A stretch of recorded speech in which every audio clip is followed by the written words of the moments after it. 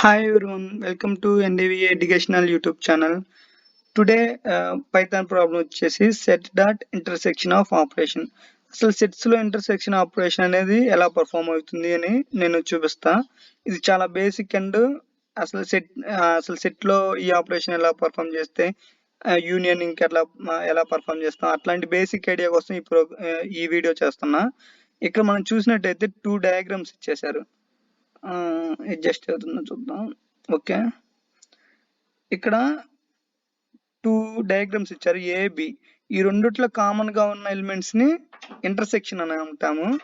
ఇక్కడ మనం sample input output చూస్తే నెంబర్ ఆఫ్ ఎలిమెంట్స్ సెట్ ఏలో ఇన్ ఎలిమెంట్స్ ఉన్నవి 9 ఎలిమెంట్స్ ఉన్నవి, సెట్ బిలో 9 ఎలిమెంట్స్ ఉన్నవి. అయితే దీంట్లో కామన్ గా ఎన్ని ఎలిమెంట్స్ ఉంటే వాటి యొక్క లెంగ్త్ ప్రింట్ చేయమంటున్నారు. ఇక్కడ చూస్తే కామన్ గా 1 2 3 6 8 ఇట్లాగా 5 ఉన్నాయి.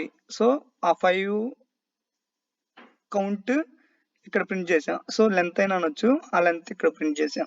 ఇక్కడ మనం కోడ్ రాసుకుంటే ఫస్ట్ ఏ ఈక్వల్ టు ఇంట్ ఇన్పుట్ ఆఫ్, ఇక్కడ ఫస్ట్ సెట్ సైజ్ ఇచ్చా,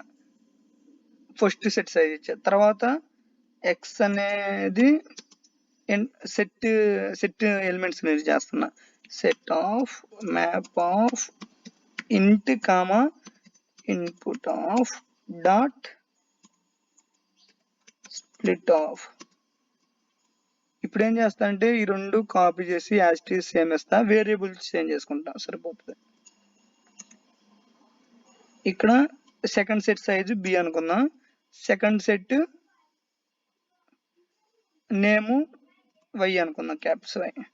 అయితే మనం ఎక్స్ కి వైకి ఇంటర్సెక్షన్ చేయాలి. దానికి ఒక వేరియబుల్ అసైన్ చేసుకొని ఈక్వల్ టు, ఎందుకంటే రిజల్ట్ స్టోర్ చేసుకోవడానికి ఎక్స్ డాట్